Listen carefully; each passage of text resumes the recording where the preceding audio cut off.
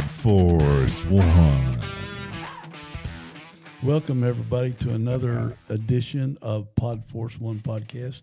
But Andy Beshear could swing the whole thing, and he's getting all the national publicity. Andy Beshear is safe. He's also getting the push on the national news coverage. Now let me throw he's this in one. every list. He's in the top 5 of every list. Let me throw this out there. And one of the things I've always posited, one of the possible coolest thing that could ever happen to our little hometown. I mean, a lot of people are listening to this aren't in our hometown, but can get what we're saying here.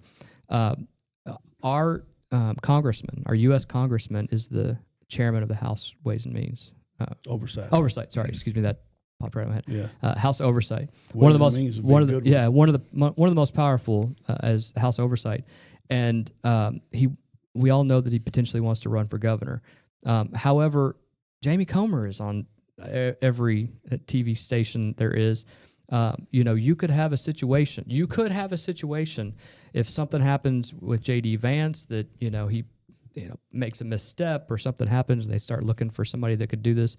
We potentially could have both presidential candidates from Frankfurt, Frankfurt, Kentucky. That's right. That would be insane. Yeah. They're already a couple of the most powerful people right now. One is a governor of Kentucky and another one as the House Oversight. But you have a situation here where you may have to have him to counter somebody if something happens. I don't think it will, but it obviously could.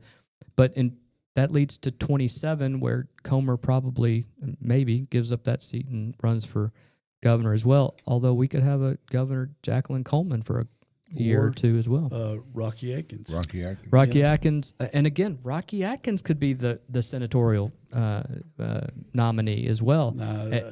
What I'm seeing is he's positioning himself for the governor's race. And I'd be interested too, because if we look at McConnell's history over the last at least 10 years, you jokingly call him a rhino, but he's very, very moderate, liberal Republican.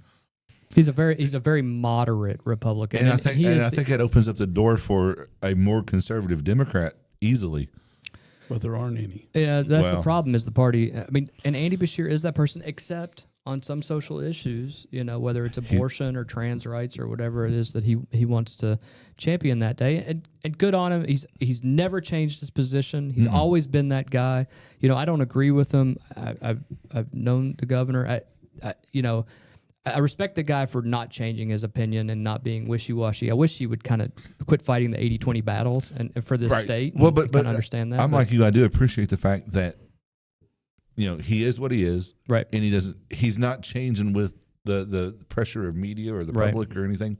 He has not changed his stance, and I think he gained a lot of respect during COVID because he's that warm, fuzzy 100%. guy. That Barack Obama, hey, it's going to be all right. Did the FDR fireside chat? The fireside chat that everybody in Kentucky watched. The howdy doody. And people outside of Kentucky I watched. don't care what they say. Nope. Yeah, he set the tone for other governors across the United States. I have tons of friends who are registered Republicans and conservatives and will, Trump supporters and everything, and they will tell me to a person, I really like Andy Beshear. And I'm like, what do you like about him? Well, during COVID, he made me feel pretty good. And that's the only thing. That's it. It's the only thing they have. Yeah. Best political move ever, and I don't even think it was intended for that, but maybe it was. But now he's making, with his podcast, he's making funny videos. Oh, the one this week that he released about, we're from Kentucky, and he was at Churchill Downs, and he did all that was a good one. That was a great. I personally thought that was great. James Hatchett and those guys, if they were involved, James is one of his communications guys. Right.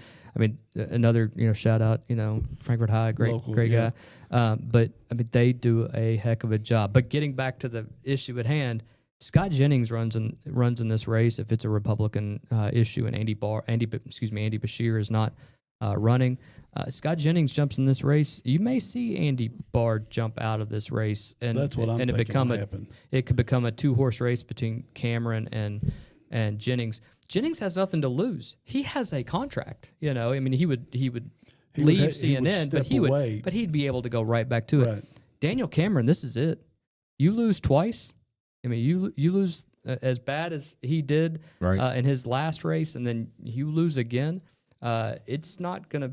it's not going to be. You're not going to have another shot. So this is There is no it. plan C. There is no plan C at this point. Yeah. You're gonna have to actually go practice law at that point. And So but Rocky, just like I see, Governor Beshear was on somebody's podcast the other day, and I saw it today.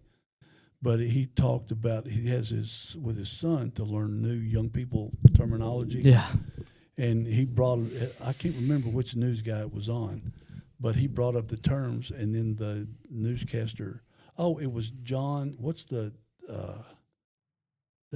name? I can see his face.